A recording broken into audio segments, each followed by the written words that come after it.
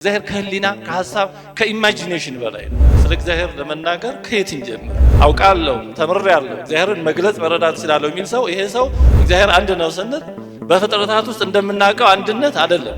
ስለ ሰው እንኳን ለመግለጽ ምን ያህል እንጠነቀቃለን?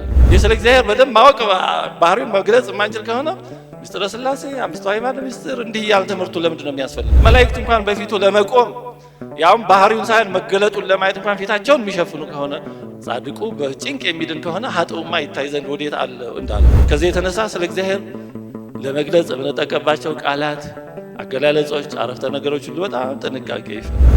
አዎ እግዚአብሔር አባት ነው፣ ግን ደግሞ አቅልን እንዳናይ በጣም ጥንቃቄ ይፈልጋል። በተለምዶ ግን የሚባሉ ትክክል ያልሆኑ ነገሮች አሉ።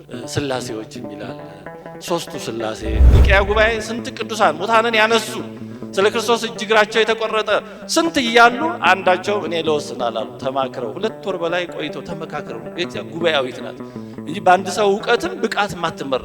ሕፃን ልጅ እናቱን ይወዳል ያውቃል፣ አባቱን ይወዳል ያውቃል። እድሜዋ ስንት ነው? ምን ከየት መጣች? ምን ተምራ? ስለዚህ የሚያውቀው ነገር አለ። ሕፃን ልጅ እንደ ሕፃናት ካልሆናቸው የተባለው እኮ ነው። እግዚአብሔርን ለመረዳት በሚደረግ ጥረት ውስጥ አምላካዊን ባህሪ ለመወሰን የሚሞክር ቃልም ሆነ አገላለጽ ሁሉ መጽሐፍ ቅዱስ በነገራችን ላይ እንደ መጽሐፍ ቅዱስ የተጠና የተመረመረ የለም ከብዙ አቅጣጫ።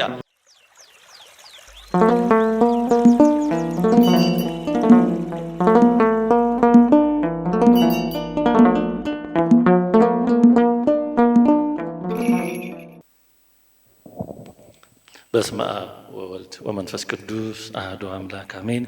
አበው ካህናት፣ አበው ዲያቆናት፣ አባቶች፣ እናቶች፣ ወንድሞች፣ እህቶች ሁላችሁም እንዴት ዋላችሁ? እንዴት ዋላችሁ? እንዴት ዋላችሁ? አንዳንዴ ደህና አድርጎ እግዚአብሔር ይመስገን ማለትም ያስፈልጋል። እሺ፣ እግዚአብሔር አምላካችን ስለ ሁሉም ስሙ የተመሰገነ ይሁንልን። አሜን። መጀመሪያ ዳሰሳውን ያቀረበውን ዲያቆን ህሊናን ቃለ ሕይወት ያሰማልን። ጥሩ አድርጎ ነው አይነ ልቡናን የዳሰሰልን። እኔ ደግሞ ሁለተኛውን ተመራቂ መጽሐፍ ኦርቶዶክሳዊ ነገረ ሥላሴን በጣም ጠቅለል አድርጌ ለማንሳት እሞክራለሁ። እንግዲህ ከሁሉ አስቀድሞ መጽሐፉ የተጻፈው በነገረ እግዚአብሔር ላይ በነገረ ሥላሴ ላይ ስለሆነ ይህንን ለመረዳት ከምን እንጀምር ከሚለው ከቅዱስ ጎርጎርዮስ ነባቤ መለኮት ሐሳብ ልነሳ። ቅዱስ ጎርጎርዮስ ነባቤ መለኮት እንደሚታወቀው በሌሎቹ አባቶች የነበሩትን ትምህርቶች ጥቅልል አድርጎ በጣም በሚገርም ሁኔታ በአምስቱ ትምህርቶቹ ወይም ኦሬሽን በሚባሉት ያቀረበ ነው እና ከዛ በፊት የመጀመሪያው አንደኛው ክፍል መግቢያ ነው እና እዛ መግቢያ ላይ ከየት እንጀምር ይላል። ስለ እግዚአብሔር ለመናገር ከየት እንጀምር? እግዚአብሔር የማይወሰን ነው፣ የኛ አእምሮ ደግሞ ውስን የመጨረሻ ደካማ ነው እና የት እንጀምር ብሎ ይጠይቅና ለመጀመሪያ የተሻለው ፈሪሃ እግዚአብሔር ነው ይላል። ጠቢቡ ሰለሞን ዳዊትም ገልጾ ደግሞታል። ቀዳሚሃ ለጥበብ ፈሪሃ እግዚአብሔር እንዳለ መልካም የሆነው መጀመሪያ እግዚአብሔርን መፍራት ነው። ስለዚህ ስለ እግዚአብሔር እና አምላካዊ ስለሆኑ ነገሮች መነጋገርን ከእግዚአብሔርን ከመፍራት ከፈሪሃ እግዚአብሔር እንጀምር ይላል። ይህንን ሲያብራራ ምክንያቱም አለ እግዚአብሔርን መፍራት ባለበት ትእዛዛቱን መጠበቅ አለና፣ ትእዛዛቱን መጠበቅ ባለበት ደግሞ ሰውነትን ማንጻት አለ።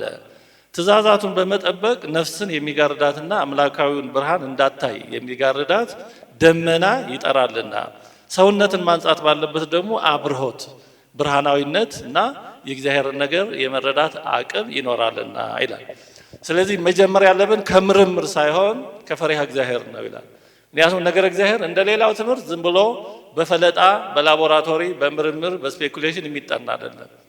ፊዚክስ፣ ኬሚስትሪ፣ ባዮሎጂ፣ ኢኮኖሚክስ ምናምን ቢሆን በሆነ ቲዮሪ በሆነ ነገር ጀምሮ መቀጠል ይቻላል። ነገረ እግዚአብሔር ግን እንደዛ አይደለም። እንደዚህ ካልሆነ ይላል እግዚአብሔርን በመፍራት ጀምረን እግዚአብሔርን መፍራት ሰውነታችንን ንጹህ ያደርገዋል፣ ከኃጢአት ይጠብቀዋል። ሰውነትን የሚያረክሰው ኃጢአት ስለሆነ ፈሪሃ እግዚአብሔር ሰውነትን ከኃጢአት ይጠብቀዋል። ሰውነት ከኃጢአት ሲጠበቅ ደግሞ የእግዚአብሔር ጸጋ የሚያድርበት የሚስብ ይሆናል። ንጹህ የሆኑ መልካም መዓዛ ያላቸው አበቦች ንብን እንደሚስቡ ጸጋ እግዚአብሔርም ወደዛ ይሳባል። እንዲህ ካልሆነ ግን ይላል እንዲህ ባለ ሁኔታ ካልጀመርን ግን የሙሴን ፊት ማየት ካለመቻላቸው የተነሳ ተሸፈንልን እንዳሉት እንደ ሕዝበ እስራኤል ይሆንብናል ይላል። የሙሴን ፊት እንኳን ማየት አቅቷቸው ተሸፈንልን ብለዋል። ምክንያቱም ሙሴ ከደረሰበት ደረጃ አልደረሱምና እንደ ሙሴ ራሳቸውን አላነጹምና። እንደዚሁም ደግሞ ወይም ደግሞ የቀድሞው ሳውል የኋላው ቅዱስ ጳውሎስ ከማሳደዱ በደል ከመመለሱና ከመንጻቱ በፊት ሳለ እያሳደደው ከነበረው ጋር በተነጋገረ ጊዜ ወይም ከዚህ አስደናቂ ብርሃን በጣም ትንሽ ብልጭታ ጋር በተገናኘ ጊዜ እንደታወረው እኛም እንደዚያው መታወር ይሆንብናል። ቅዱስ ጳውሎስን የኋላውን የቀድሞውን ሳውል ያሳወረው ብርሃኑ ሳይሆን ለብርሃኑ የተገባ ሳይሆን በአለማመን በማሳደድ እንዳለ ስለተገለጸለት ነው።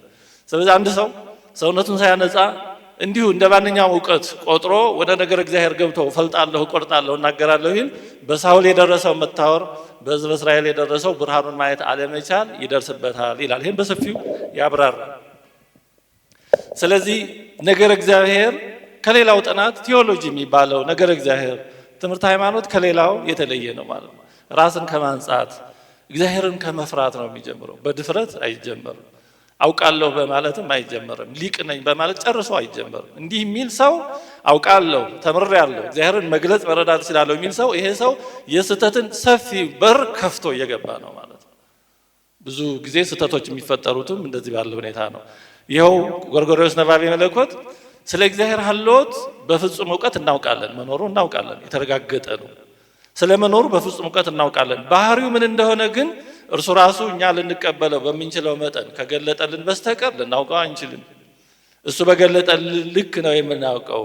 ቅዱስ ቄርሎስ ዘኢየሩሳሌም ደግሞ እግዚአብሔርን በተመለከተ አላዋቂነታችንን መታመን እጅግ የተሻለ እውቀት እርሱ ነው።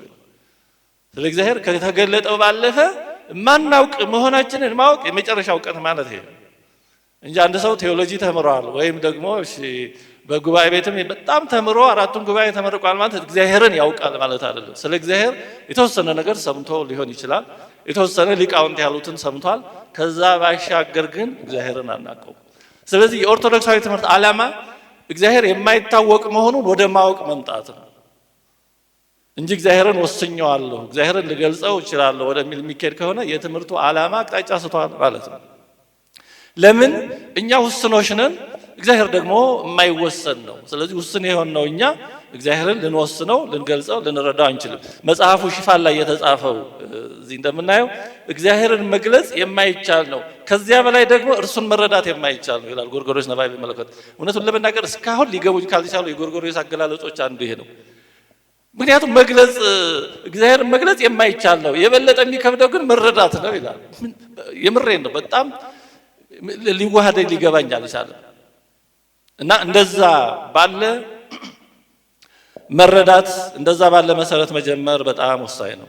የእግዚአብሔር ሕልውና ከፍጥረታት ሕልውና ሁሉ የተለየ ነው። እግዚአብሔር አንድ ነው ስንል በፍጥረታት ውስጥ እንደምናውቀው አንድነት አይደለም፣ ከሂሳብ አንድነትም የተለየ ነው። ይሄንን ዲያቆን ዮሐንስ ገጽ ስንት ላይ ነው አብራርቶታል። ገጽ 67 ላይ የሥላሴን ሶስትነት ከምናውቀው ሂሳባዊ 3 ቁጥር ለይተን መረዳት አለብን። አንድነቱንም እንደዚሁ ምክንያቱም አንድ ሲሆን ሶስት ሲሆን አንድ ያለ ምንም የለም በፍጥረት ውስጥ። በማን ትመስሉኛላችሁ ያለው ለዚህ ነው። ምሳሌ በመሰልን ብዙ ሊቃውንት ብዙ ለመመሰል ይሞክሩ አሉ። ያው መቼም ከምንም ግን ራሱ ጎርጎርዮስ ነባቤ መለኮት ምሳሌዎችን ያነሳና አያጠጉም፣ እንደውም ሊያሳስቱ ይችላሉ። በምሳሌው አንጻር እግዚአብሔርን የተረዳ ነው ሊያስመስሉን ይችላሉ ይላል። ጎርጎርዮስ ዘኒሲስ ደግሞ ምን ይላል? በአይምሮ እግዚአብሔር የሆነ ነገር መስሎ ከተሳለብህ ያጣዖት ነው ይላል። ምክንያቱም እግዚአብሔር እሱ አይደለም፣ እግዚአብሔር በምንም መንገድ የሚገለጽ አይደለም። ወደዚህ መምጣት ነው የኦርቶዶክሳዊ ነገረ ሥላሴ ኦርቶዶክሳዊ ነገረ እግዚአብሔር አረዳድ ዓላማ ወደዚህ መምጣት ነው። እና እግዚአብሔርን የምናውቀው በኦርቶዶክሳዊ አስተምሮ እንደ ኢንቴሌክቹዋል ኖሌጅ አይደለም፣ ወይም የሆነ ነገር እንደምናውቀው አይደለም። እግዚአብሔር የምናውቀው እግዚአብሔርን የምናውቀው እውቀት የአብሮነት እውቀት ነው። ሕፃን ልጅ እናቱን ይወዳል ያውቃል፣ አባቱን ይወዳል ያውቃል። ሲመጡለት ደስ ይላቸዋል፣ ሲያቅፉት ደስ ይለዋል፣ ሲንከባከቡ በፍቅራቸው። ግን እናቱ ስሟ ማን ነው? እድሜዋ ስንት ነው? ምን ከየት መጣች? ምን ተምራ? ስለዚህ የሚያውቀው ነገር አለ ሕፃን ልጅ? ስለ አባቱ ባክግራውንድ ሲቪ የሚያውቀው ነገር አለ? ማወቅም አያስፈልገውም። በፍቅር ግን ሕፃን ልጅ እናቱን አባቱን ለይቶ ያውቃል። ከእግዚአብሔር ጋር የሚኖረንም እውቀት እንደዚህ አይነት እውቀት ነው። እንደ ሕፃናት ካልሆናቸው የተባለው እኮ ይሄ ነው በእውነቱ፣ እንደ ሕፃናት መሆን እና የኦርቶዶክሳዊ ትምህርት ዓላማ ወደዚህ ሕፃንነት ለመምጣት ነው። እንጂ ጥቅስ እየጠቀሱ አውቄያለሁ ብሎ እግዚአብሔርን ለመግለጽ ወደ መሞከር ለመሄድ አይደለም። አዎ የተገለጡ ነገሮች አሉ፣ ማመን ያለብን ነገሮች አሉ። እሱ በነገረን በገለጸልን ልክ የምናውቃቸው የምንገልጻቸው አሉ። ግን የአቅማችንን ውስንነት ግን በጣም መረዳት አስፈላጊ ነው። ቅድም እንደተነሳው አሁን እዚህ መጽሐፍ ላይ በደንብ እንዳብራራው ዲያቆን ዮሐንስ እግዚአብሔርን በባህሪው እናውቀዋለን የሚሉ ደፋሮች ነበሩ። በአራተኛው መቶ ዓመት እግዚአብሔርን ልክ እሱ የሆነውን ያህል ራሱን የሚያውቀውን ያህል እናውቀዋለን የሚሉ ነበሩ። ይሄንን ወደ ኋላ ከገጽ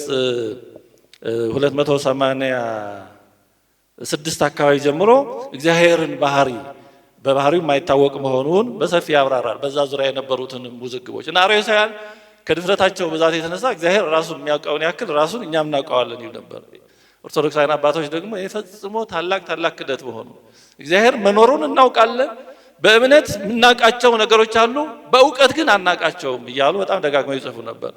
እንደው ቅዱስ ዮሐንስ አፈወርቅ ስለ እግዚአብሔር ባህሪ አይመረመሬነት በጣም ድንቅ መጽሐፍ አለው። ችግር አንዳንዴ ጥሩ ነው፣ ጥሩ መጽሐፍ ይወልዳል፣ ጥሩ ማብራሪያ ያመጣል እና እዛ ላይ ሲያብራራ እዛ ውስጥ ካለው በጣም ትንሽ ነገር ላሰማችሁ። ቅዱስ ዮሐንስ አፈወርቅ ስለ እግዚአብሔር ባህሪ አይመረመሬነት ብዙ የማውቃቸው ነገሮች አሉ፣ ሆኖም እንዴት ላብራራቸው ወይም ልገልጻቸው እንደምችል ግን አላውቅም። ለምሳሌ እያለ ይቀጥላል። እግዚአብሔር በሁሉም ቦታ እንዳለ ሙሉ በኩልህ እንደሆነ አውቃለሁ፣ ሆኖም እንዴት ብሎ በሁሉም ቦታ እንደሚኖር ግን አላውቅም። ይህን ማብራራት የሚችል ሰው አለ? እግዚአብሔር በሁሉም ቦታ መኖሩን እናምናለን፣ በሰማይም በምድርም በየትም። ግን እንዴት ብሎ ነው በሁሉም ቦታ የሚኖር? የሆነ ሊገለጽ የማይችል ግዙፍ አካል ሆኖ ነው? እንዴት ብሎ ነው? መግለጽ አንችልም። ስለዚህ በሁሉም ቦታ መኖሩን በእምነት ነው የምናውቀው እንጂ በእውቀት አይነት እውቀት አይደለም። ዘላለማዊ እንደሆነ መጀመሪያም እንደሌለው አውቃለሁ፣ እንዴት እንደሆነ ግን አላውቅም። ምክንያቱም አንድ በራሱ ሁሉ የሆነ ሕያው ህልውናውን ከሌላም ሆነ ከራሱ ሳይቀበል እንዴት ሊኖር እንደሚችል አይምሮዬ ለመረዳት አይቻልም። ምክንያቱም እኛ የምናውቀው ህልውና የሆነ ነገር ከሆነ ነገር ሲገኝ ነው። በራሱ ሁልጊዜ የሚኖር እንዴት አድርገን ነው መረዳት የምንችለው? ምንም። አይምሮአችን ቢጓዝ በመጀመሪያ እግዚአብሔር ሰማይና ምድርን ፈጠረ ከምትላ አንድ ኢንች ወይም አንድ ቅጽበት ወደ ኋላ መሄድ አይችልም። እዛ ላይ ነው የፍጡር አይምሮ የሚያቆመው፣ እዛች መጀመሪያ ላይ ነው በቀዳሚ የምትለው። ከዛ ወደ ኋላ መፈንገል መሻገር አይቻልም። ስለዚህ እግዚአብሔር ዘላለማዊ እንደሆነ እናውቃለን በእምነት እንጂ ግን በማወቅ እውቀት ግን አይደለም። እርሱ የባህሪ ልጅ እንዳለው አውቃለሁ፣ ይህ እንዴት እንደሆነ ግን አላውቅም። ወልድ እንዴት እንደተወለደ ማንም አያውቅም፣ ግን ወልድ ከአብ ተወለደ ብለን እናምናለን ስለነገረን እሱ። መንፈስ ቅዱስ ከእርሱ እንደሰረጸ አውቃለሁ፣ መንፈስ ቅዱስ እንዴት ብሎ ከእርሱ እንደሰረጸ ግን አላውቅም። ይሄን ማንም አያውቅም። በቃ ሰረጸ ዘሰረጸ በቃ ይሁን። ይቀጥልና ዳዊት የእግዚአብሔርን ባህሪ ማወቅን በተመለከተ ባሰበ ጊዜ ማለት የቻለው እውቀትህ ከኔ ይልቅ እጅግ ተደነቀች በረታች፣ ወደ እርሷም ለመድረስ አልችልም ነው። መዝሙር 136 ቁጥር 6። ነቢዩ ኢሳይያስ የእግዚአብሔርን ልደት መናገር የሚችል አለመኖሩን በማድረግ ወመኑ ይነግር ልደቶ፣ ልደቱን ማን ሊናገር ይችላል በማለት በአግራሞት ይጠይቃል። ቅዱስ ጳውሎስም የእግዚአብሔር ፍርዱ የማይመረመር ለመንገዱም ፍለጋ የሌለው መሆኑን በማድረግ ይናገራል። ሮሜ 11:33 እግዚአብሔር ለወዳጆቹ ያዘጋጀው ሽልማት የማይመረመር ነው፣ ዓይን ያላየው ጆሮ ያልሰማው የሰው ልብ ያላሰበው እንደተባለ። ስለዚህ እግዚአብሔር ለወዳጆቹ ያዘጋጀው ሽልማት የማይመረመር ነው። የእግዚአብሔር ሰላም አይምሮን ሁሉ ያልፋል። አይምሮን ሁሉ የሚያልፍ የእግዚአብሔር ሰላም ይላል። it surpasses all understanding። አይምሮን ሁሉ የሚያልፍ የእግዚአብሔር ሰላም ይላል። እግዚአብሔር የሚሰጠው ሰላም በአይምሮ ሊገለጽ የማይችል ነው። ሐዋርያት እየተገረፉ ደስ ይላቸው የነበረው አይምሮን የሚያልፍ ሰላም ስለሆነ ነው እንጂ እንደዛ ባይሆን ኖሮ ሰው ፊት ሲከፋበትም ደስ አይለውም። ግን እየተገረፉ መደሰትን የሚሰጠው ልዩ ከአይምሮ በላይ የሆነ ሰላም ስለሆነ ነው። ስጦታውም ሊነገር አይችልም፣ ስለማይነገር ስጦታው እግዚአብሔር ይመስገን ይላል። ስለዚህ እግዚአብሔር ሰላሙ አይምሮን የሚያልፍ ነው፣ ስጦታው ሊነገር የማይችል ነው። ይህን ሁሉ ያነሳና ታዲያ አለ የእግዚአብሔር ፍርዱ የማይመረመር መንገዱን ፍለጋ የሌለው ሰላሙ አይምሮን ሁሉ የሚያልፍ ስጦታው ሊነገር ወይም ሊገለጽ የማይችል ለሚወዱት ያዘጋጀው ነገር በሰዎች ልቡና ያልታሰበ ከሆነ ከነዚህ ከእርሱ የሚገኙት ነገሮች የማይመረመሩና እነዚህ ከእርሱ የተገኙት ነገሮች የማይመረመሩና የማይደረስባቸው ከሆኑ እነዚህን ያዘጋጀው ራሱ እግዚአብሔርማ ምን ያህል የማይመረመር ነው ይሆን? ስጦታውን ማንመረምር እሱ ያዘጋጀውን አስበን በልቦናችን የማንደርስበት ከሆነ ይሄን ያዘጋጀውን እንዴት ነው ልቦናችን የሚደርስበት? አርዮሳውያን ሆይ የተፈጠሩት የማይታወቁ የማይገለጹና የማይመረመሩ ሲሆኑ እነዚህን የፈጠራቸው እርሱ ግን ይታወቃል፣ ይመረመራል ከማለት በላይ ምን እብደት አለ ይላቸዋል። በተለይ ካሬሳውያን አኖሚያን የተባሉትን ዩኖሜሳውያን መላእክት በእግዚአብሔር መገለጥ ፊት ሲቆሙ ፊቱን እንኳን ማየት የማይችል ከሆነ በሁለት ክንፋቸው ፊታቸውን ይሸፍናሉና እግዚአብሔርን ሙሉ በሙሉ ላውቀው እችላለሁ ይል ዘንድ ሰው ማን ነው? ወገኖች ሆይ አርዮሳውያንን አእምሯቸው የታመመና የማሰብ አቅማቸውን በሕመም ያጡ ሰዎችን እንደምታዩ አድርጋችሁ ልትመለከቷቸውና ልታዝኑላቸው ይገባል። እግዚአብሔርን በባህሪው ላውቀው እችላለሁ ማለት ከአእምሮ መታወክ እንጂ ከጤና የሚመጣ አይደለምና ይላል። ስለዚህ እግዚአብሔርን የምናውቀው በባህሪው ሳይሆን እሱ በገለጠው በመግቦቱና እሱ በገለጠልን ልክ ነው። ቅዱስ ኤፍሬም ሶርያዊ ይህንን ሲያብራራ ወደ እግዚአብሔር ባህሪ ውስጥ ገብቼ ልፈትፍት ማለት ታላቅ ድፍረት ነው፣ በእግዚአብሔር ላይ የሚፈጸም ስድብም ነው ይላል። ዲያቆን ዮሐንስ ከቅዱስ ኤፍሬም ሶርያዊ አንድ ትምህርት ዲያቆን ህሊና የተረጎመውን ጠቅሶታል። በዚህ ዙሪያ እንደው እሱን ግጥሙም ጥሩ ሆኖ ነው በግጥም የተገለጸው። ቅዱስ ኤፍሬም ሶርያዊ ለየት የሚያደርገው በግጥም ነው ብዙ ነገሮችን የገለጸው። ግጥም ተመስጧዊነት ከቃላዊነትና ከዚህ ካገላለጽ ባለፈ በረቀቀ መንገድ ሐሳብን የማስተላለፍ ነገር ስላለው በዛ መንገድ ነው የገለጸው። አብ ወልድ መንፈስ ቅዱስ በሚሉ ስሞች ልንመሰጥ ነገር ግን አካላቸውን ልንመረምር እንደማይገባ ሲገልጽ ደግሞ ይላል 115 ገጽ ላይ አብ ወልድ መንፈስ ቅዱስ ሊደረስባቸው ሊገኙ የሚችሉት በሌላ አይደለም በስማቸው ብቻ ወደው በገለጹት። ከዚህ በላይ ሄደህ ወደ አካላቸው ከቶ አትመልከት፣ ስማቸው ላይ ብቻ ዝም ብለህ ተመሰጥ። በማይሆን ምርምር የእግዚአብሔርን አካል መረምራለሁ ካልህ ህልውና ሁሉ በመጥፋት ያበቃል። ግን ስሙን ካመንህ በስሙ ከታመንህ መኖርህ ይሳካል። የአብ ስሙ ላንተ ይሁንልህ ድንበር፣ ተሻግረህ ባህሪውን ይቅርብህ አትመርምር።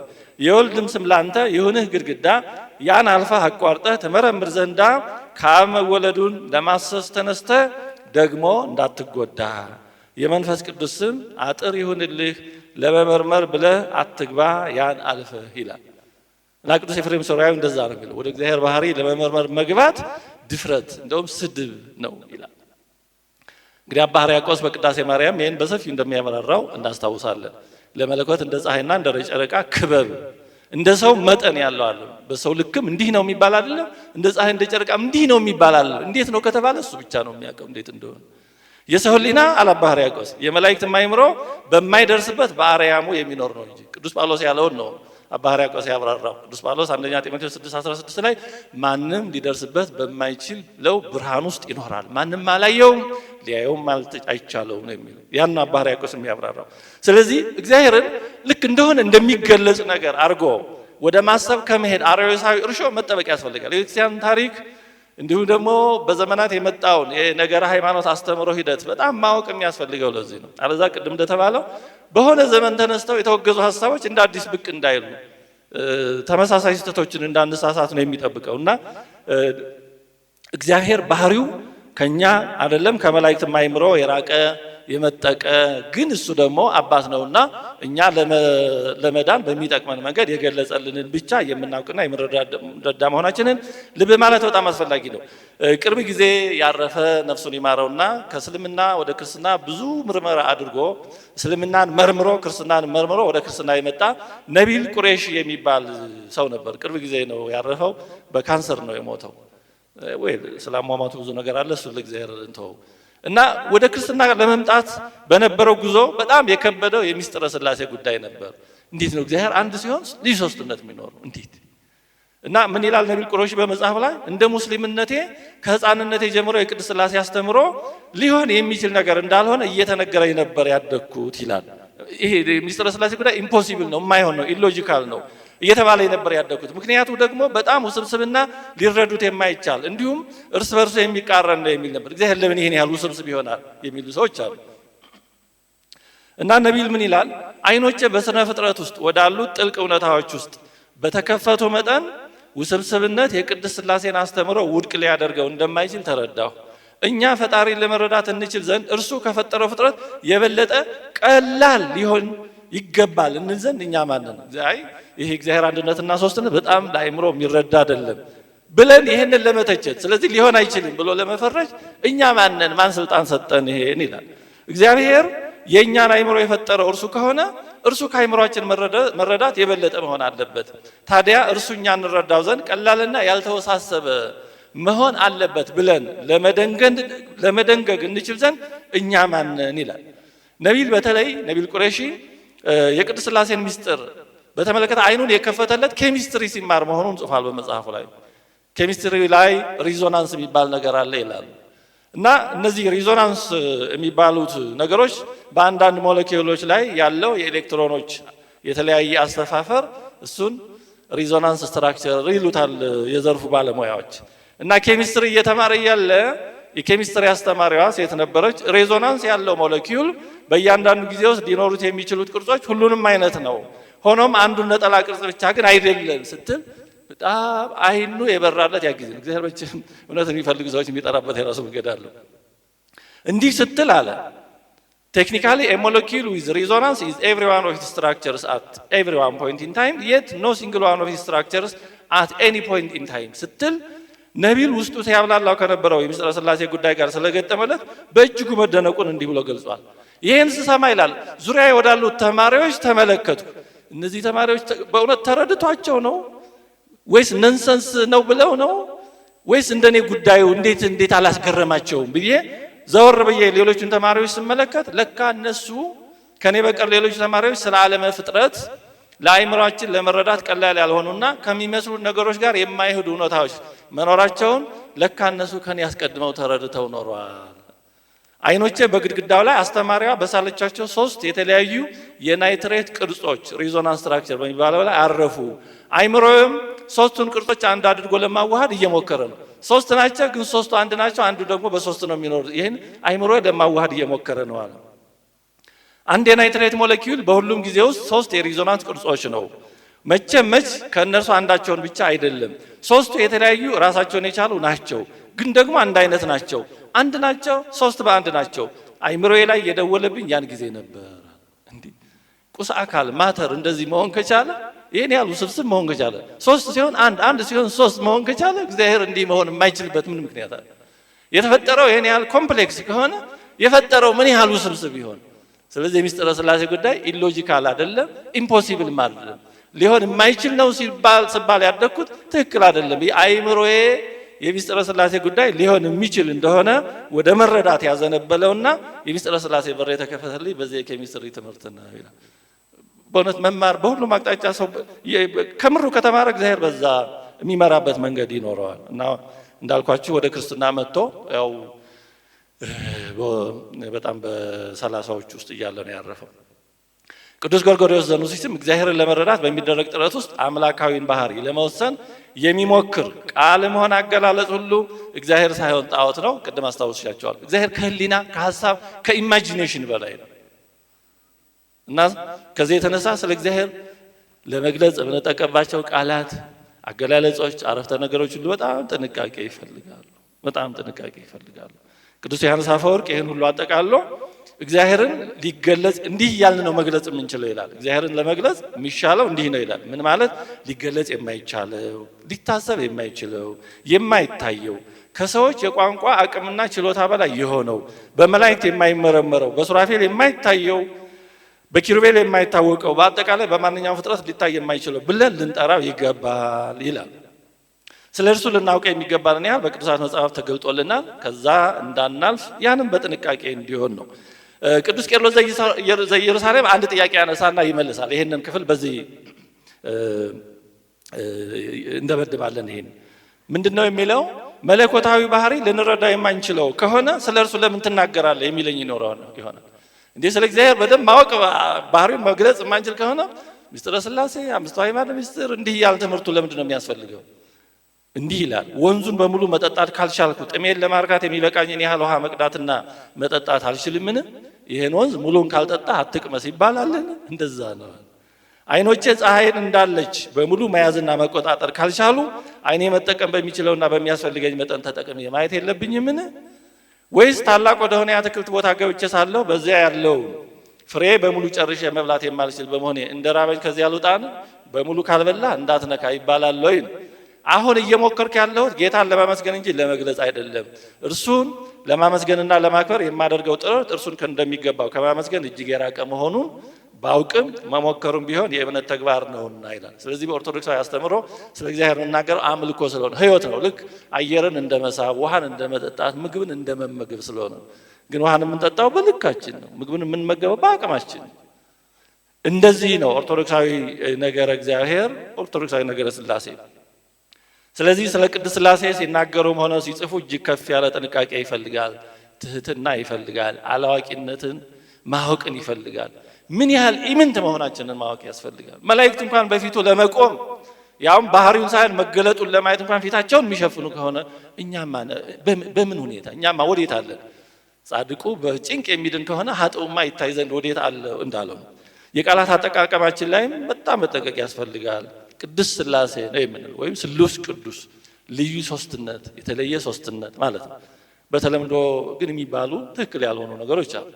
ሥላሴዎች የሚል አለ፣ ሥላሴዎች የሚል አለ፣ ሶስቱ ሥላሴ። ያው እነዚህ መቼም እግዚአብሔር መቼም የግራመር መምህር አይደለም፣ ግን በተቻለ መጠን ግን መጠንቀቅ አለብን። ስለ ሰው እንኳን ለመግለጽ ምን ያህል እንጠነቀቃለን? አሁንማ ታይትልን በደንብ ካልተገለጸ የሚከፋው ሰው አለ እና ይሄ ቅጥልጥል ለሆነው እንኳን የኛ ላልሆነው እንኳን የምንጠነቀቅ ከሆነ እግዚአብሔር በባህሪው ለሆነው ምን ያህል መጠንቀቅ አለብን? እግዚአብሔርን ቀለል አድርገን እንዳናየው፣ እግዚአብሔር ጓደኛችን እንዳይመስለን። አንዳንዴ የምን ልጅ ነው እግዚአብሔር አጎቱ ይመስለዋል እንደተባለው።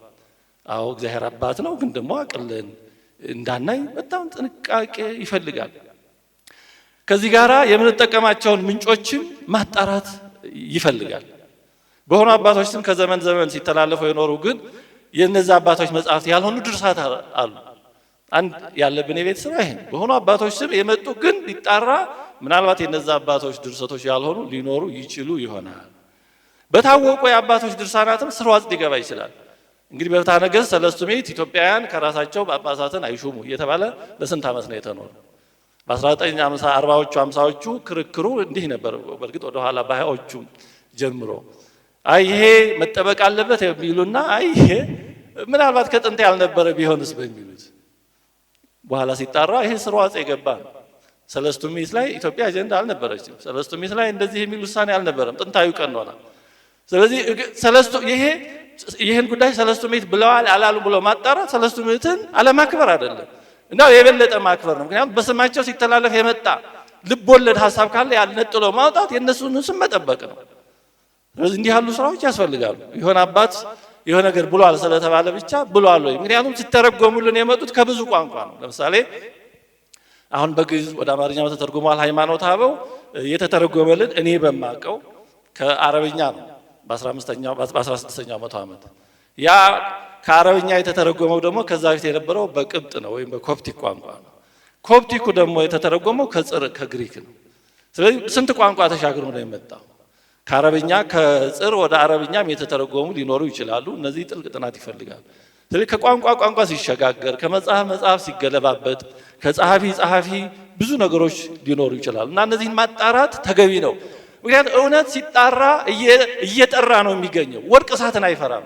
ወርቅ ያልሆነው ሌላው ነገር ነው እሳትን የሚፈራ። ምክንያቱም በበለጠ እሳቱ ሲገባ እየቀለጠ የሚጠፋ ወርቅ ያልሆነው፣ ወርቅማ እየቀረ ወርቅነቱ እየተመሰከረ ነው የሚሄደው። ስለዚህ እውነት ምርመራን አይፈራም። ምርመራን የሚፈራ ውሸት ብቻ ነው። ውሸት ነው ምርመራን ማስረጃን የሚፈራ።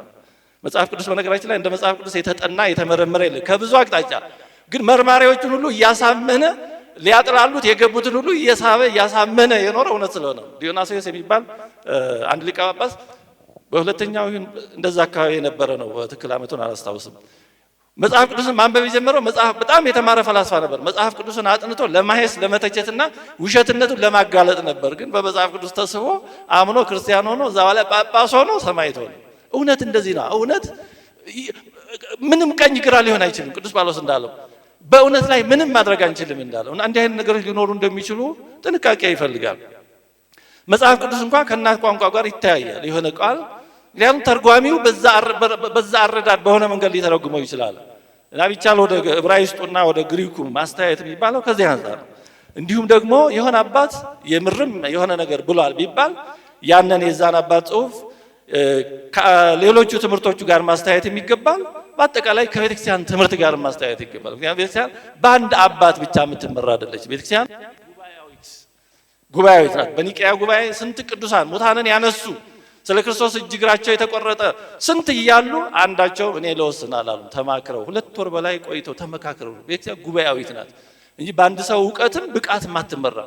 የፈለገ ሰው ቢበቃ ቤተክርስቲያን ሙሉ በሙሉ አይወክልም እና በነገረ እግዚአብሔር በምስጢረ ሥላሴ ላይ በአጠቃላይ ቤተክርስቲያን ላይ በሚጻፉ በሚነገሩ ነገሮች እነዚህን ሁሉ ታሳቢ ማድረግ በጣም አስፈላጊ ነው።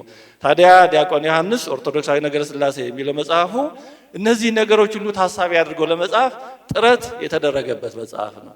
እኔ አስቀድሞ አይቻለሁ። ብዙ ደክሟል። ነገሮችን በጥንቃቄ ለመጻፍ ምንጮችን በአግባቡ ለመጠቀም በእውነቱ በጣም ጥረት አድርጓል። ብዙ ደክሞበታል። ኦርቶዶክሳዊ ነገረ ሥላሴን ለማብራራት በመልካም ጥንቃቄ የተጻፈ መጽሐፍ ነው። በደንብ በሚቻለው እንደ ሰው በሚቻለው ተጠንቅቆ የጻፈው መጽሐፍ ነው። 348 ገጾችና 3 ምዕራፎች አሉት።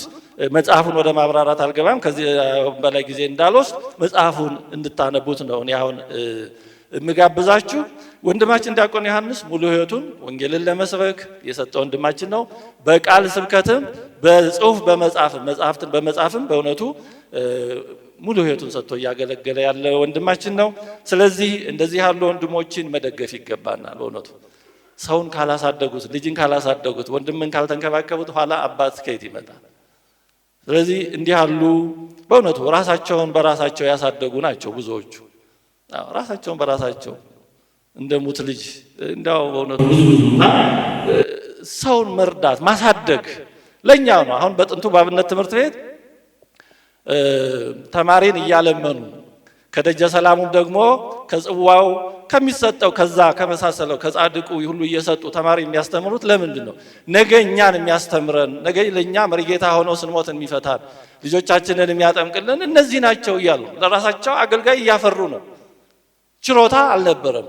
አሁን በጎነት አለ በውስጡ፣ ግን ልክ ዛሬ ስኮላርሺፕ እንደምንለው አይነት እና እንደ ዲያቆን ዮሐንስ ያሉ ወንድሞቻችንን በእውነቱ ጥሩ ወንድሞቻችን አሁን እየመጡ ነው። እግዚአብሔር ይመስገን። በአብነት ትምህርት ቤቱም በቴዎሎጂውም በሰንበት ትምህርት ቤትም እውነት እግዚአብሔር የተመሰገነውን ጥሩ ተስፋ የሚሆኑ ወንድሞቻችን እየመጡልን ነው። ስለዚህ እንዲህ ያሉ ወንድሞቻችንን መጽሐፍቶቻቸውን በመግዛት በማንበብ እና በሚያስፈልገው ሁሉ ከጎናቸው በመቆም ማበረታታት ይገባናል። በእውነቱ ሰው እንዳያሳጣን ሰዎችን ማሳደግና መደገፍን ጨክነን መልመድ አለብን። የሆነን ሰው ለአገልግሎት ስንፈልገው ብቻ ስልክ ደውሎ አለ ሆይ ብቻ አይበቃም። ያ ሰው የት ነው የሚውለው የት ነው የሚያድረው ብሎ ማሰብ ሳያስፈልግም ለዛች ቀን ብቻ ብሎ እኮ አይኖርም ማለት እስከዛ ቀን መኖር የለበትም። እና እንዲህ ያሉ ነገሮችን ማሰብ አያስፈልገንም። ከምር ሰውን ማሳደግ ላይ ሰውን መደገፍ ላይ በጣም ማሰብ አለብን። ሰው አጣን እንደዚህ ብንለው እኮ ከየት ይመጣል? ያልወለዱት ያላሳደጉት ከየት ይመጣል? ስለዚህ እንደዚህ በእውነቱ በእግዚአብሔር እርዳታ እሱ ባወቀ እየረዳቸው እየመራቸው እዚህ ደረጃ የደረሱትን በሁሉም አቅጣጫ መደገፍ መቻል አለብን። ህንጻ ቤተክርስቲያን ላይ ብዙ ጊዜ የምንረባረበው እዛ ላይ ነው። ሰው አልቦ ምን ይሆናል? አገልጋይ አልቦ ምን ይሆናል? ስለዚህ እንደ ዲያቆን ዮሐንስ ያሉ በእውነቱ ተጠንቅቀው የሚጽፉ ተጠንቅቀው የሚያስተምሩ ለሚነሱ ጥያቄዎች መልስ ለመስጠት የሚችሉትን የሚሞክሩ የሚደክሙ ወንድሞቻችንን ማበረታታት አለብን። የምናበረታታቸው ደግሞ ስራቸውን በማንበብ ነው፣ መጽሐፍታቸውን በማንበብ ነው። የምናነበው እነሱን ለማበረታታት ብለናል፣ ለራሳችን ነው እናንብብ። እና ዲያቆን ዮሐንስ በእውነቱ ከዚህም በፊት ሌሎችን መጽሐፍ ጽፈሃል። ይህንንም ብዙ ደክመህ ጽፈህ ስላበረከትክልን እናመሰግናለን። ወደፊትም ደግሞ ብዙ እንድታስተምር ብዙ እንድትጽፍ ብዙ እንድትመክረን ቤተክርስቲያን እንድታገለግል እግዚአብሔር እድሜውን ጤናውን ሀብቱን ጸጋውን አብዝቶ ይስጥልን ይጠብቅልን። እግዚአብሔር ይስጥልን።